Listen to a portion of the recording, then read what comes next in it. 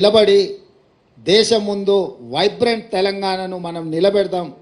ఈ తెలంగాణకు ఒక మెగా మాస్టర్ ప్లాన్ తయారు చేస్తున్నాం, వైబ్రెంట్ తెలంగాణ 2050.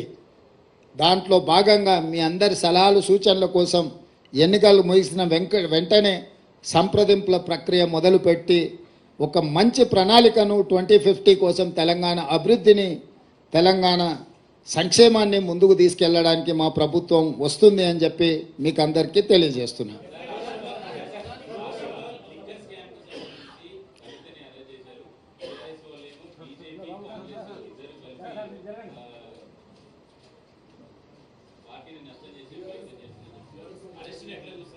ఇప్పుడు ఇది టీవీలలో సీరియల్ చూస్తే సంవత్సరాల కొద్ది కొనసాగుతూనే ఉంటాయి. వాటికి ఆరంభం ఎప్పుడైందో చెప్పలేము, అంతం ఎప్పుడైతుందో కూడా చెప్పలేము.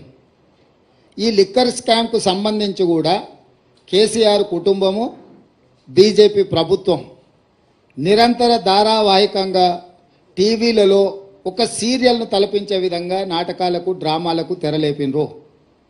ఇన్ని సంవత్సరాల నుంచి కొనసాగుతున్న ఈ డ్రామా నిన్న అరెస్టు డ్రామాతో పతాక స్థాయికి వచ్చింది. అసలు ఇన్ని రోజుల నుంచి ఇంతమందిని అరెస్టు చేసి ఇప్పటి వరకు అరెస్టు చేయకపోవడము. రెండవది, ఈరోజు ఎన్నికల నోటిఫికేషన్ వస్తుందనంటే ఒకరోజు ముందు అరెస్టు డ్రామాకు తెరలేపడము. దేనికి సంకేతం ఇది? అంటే అవినీతి మీద చర్యలు తీసుకున్నామని ఛాంపియన్షిప్ వాళ్ళు తీసుకోవాలని, సానుభూతుల కోటాలో వీళ్ళు ప్రజల సానుభూతి బొమ్మాలి, మమ్మల్ని ఇబ్బంది పెడుతుండ్రు, మమ్మల్ని జైలు పాలు చేస్తున్నారని చెప్పుకోవాలి వీళ్ళు అని ఇద్దరు కలిసి ఒక వ్యూహాత్మక రాజకీయ ఎత్తుగడతో వస్తుండ్రు. ఈరోజు ఇన్ని రోజులు, ఇన్ని నెలలు, దాదాపుగా 2022లో మొదలైన ఈ డ్రామా 2024 మార్చ్ ఎన్నికల నోటిఫికేషన్కు ఒక రోజు ముందు అరెస్టుతో పరాకాష్ఠకు తీసుకెళ్ళిండ్రు అని అంటే ఈ డ్రామాను తెలంగాణ ప్రజలు గమనిస్తలేరని వీళ్ళు అనుకుంటున్నారా? రెండవది,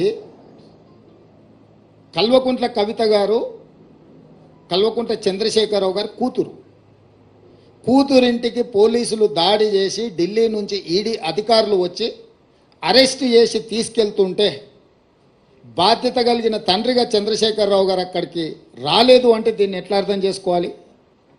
రెండవది, తండ్రిగా కాకపోయినా కల్వకుంట్ల కవిత గారు శాసన మండలి సభ్యురాలు, టీఆర్ఎస్ పార్టీ నాయకురాలు, పార్టీ అధ్యక్షుడిగా శాసన మండలి సభ్యురాలని అరెస్టు చేస్తుంటే అక్కడికి రావాలి, అక్కడికి వచ్చే అధికారులను వివరాలు అడగాలన్న సంగతి చంద్రశేఖరరావు గారికి తెలియదా?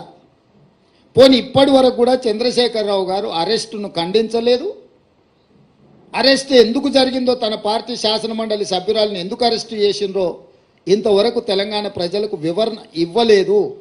చంద్రశేఖరరావు గారి మౌనము ఏ రకంగా అర్థం చేసుకోవచ్చు? మూడో అంశము, గతంలో ఎప్పుడు కూడా మొదట ఈడీ వస్తారు, తర్వాత మోడీ వస్తారు అనుకునేటోళ్ళం. నిన్న మాత్రం ఈడీ మోడీ కలిసే వచ్చిరా తెలంగాణకు. అంటే అవినీతి పరుల మీద చర్యలు తీసుకుంటున్నామనే ఛాంపియన్షిప్లో మోడీ గారు కోట్లు పడాలి, అయ్యో పాపం ఆడపిల్లని అరెస్టు చేసిండనే సానుభూతితోని బీఆర్ఎస్ కోట్లు పడాలి. సర్వేలని 12 సీట్లు కాంగ్రెస్ గెలుస్తుంది అని కోడే